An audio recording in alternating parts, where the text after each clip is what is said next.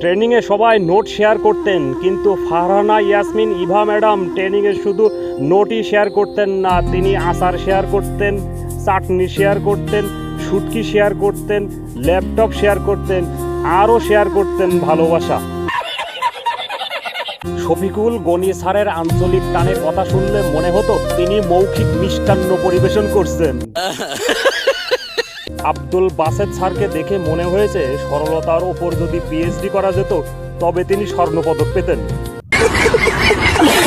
Shahiduzzaman Shakib sir চলন্ত বিনোদন কেন্দ্র, পাশে থাকলে হাসির ডোজ ফ্রি পাওয়া যেত। আব্দুর রহিম স্যার একটি একটি শব্দ ব্যবহার করে কথা বলতেন, মনে হতো প্রতিটি শব্দ ব্যবহারের আগে মান নিয়ন্ত্রণ পরীক্ষা করে নিচ্ছেন।